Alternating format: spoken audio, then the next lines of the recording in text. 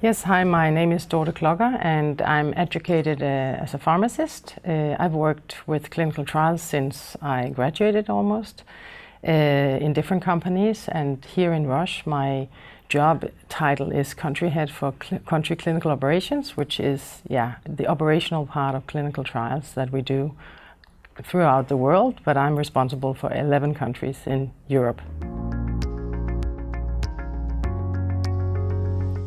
So the main purpose of doing clinical trials is to find out if a new drug is actually better or has less side effects than normal or new drugs on the market, than other drugs on the market.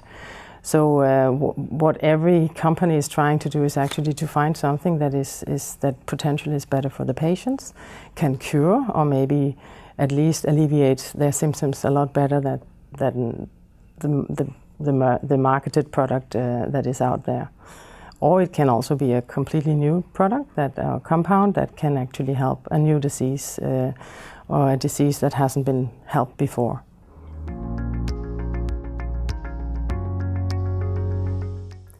So, drug development is a long process. It takes many years, and prior to initiating clinical trials, which is in humans, you of course need to do a lot of lab tests. Sometimes also you have to do studies in animals before you can even start doing it in humans. And it's a long process, as I said. So you have an idea in a lab, and then if it's a good idea and the authorities thinks it's a good idea, you get permission to go out and start doing it in the clinical setting, as we say. So that is in humans.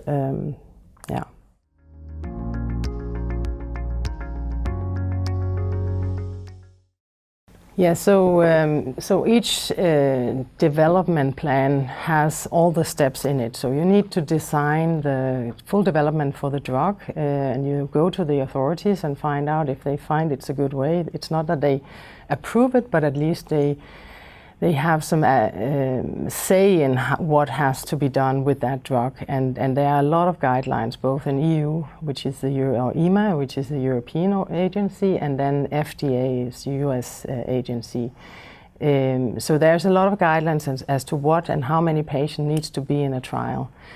So when you start phase 1, which is usually can be healthy volunteers, but when we talk about cancer drugs, you cannot put a drug for cancer in healthy volunteers, so that is in patients. So patients that has already a cancer. You have then found out that this potential drug have a good benefit in some specific patients with a specific receptor. When it's in a Roche case, we always have a receptor related to a cancer drug. Then you have to set up a protocol, and that goes for all phases, phase 1, 2, 3. So that's like a huge recipe, you can say, because all centers that are involved has to follow this. And studies are run throughout the world, so it does take quite a lot of effort from the sites to do that in a specific way. We need to make sure that the patients are the same throughout the country, so you need to select the patient carefully, because that's the only way you can actually see in the end if the result is not biased or somehow disturbed by difference in patient population. So every study has its protocol, it has its patient information, it has approvals at ethics health authorities, naturally, since it's patients we're working in. When a study is ongoing, you collect data from the patients, you collect samples, and then you have safety data boards that are looking at it throughout the studies. You have authorities that can come in and inspect the studies throughout the trials.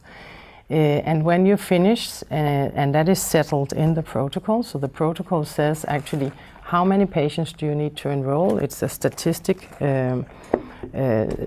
calculation in there that says you need this amount of patients to show it's an effect mostly. You want to show a better effect than in placebo or in a comparative drug, and you also want to show efficacy, meaning that it's safe, or safety. So you need efficacy and you need the safety drug. of the drug. And then when you have the patients that you have put in the protocol, the data management and scientists, they look at the data, and then they actually make a report and say, did we meet what we expressed in our protocol? And that is then the next step. If you meet what you promised in your protocol, usually you can go on if it's a satisfactory result. If there are safety measures that are not satisfactory, you would probably not be allowed to continue. So from every phase, and that is so phase 1, of course, you look at the data very, very carefully, and there you usually see the first time in a human, so you look at PK, so pharmacokinetics and dynamics. So how does it work in your body, and what are the safety measures that we have to look at? In cancer patients, as I said, this is patients that we are doing that in, and they are followed very closely, sometimes admitted and in a hospital bed when they take these samples, when they are given the drug. And there's very many rules around how you cannot just give it to a lot of patients. You start with one, and then you maybe do more doses. And usually phase 1 is actually the first in human, and then phase 2 is the dosing. So where you find what is the correct dose for this drug.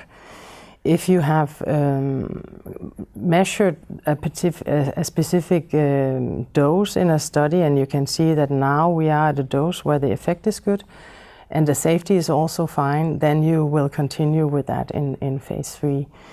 So there's, I wouldn't say a specific measure that will make you go to the next phase, but I think all companies, and within Roche we have big boards that have to look at the data to see, okay, does this look good? And then we have independent safety boards that look at the safety. If it's okay, you can say then you get money to do the next phase. Phase 1 is of course expensive, but it's less patients.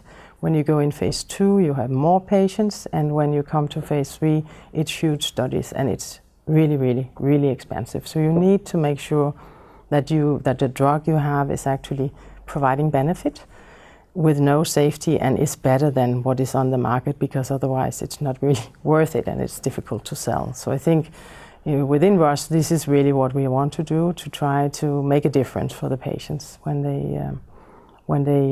it comes on the market.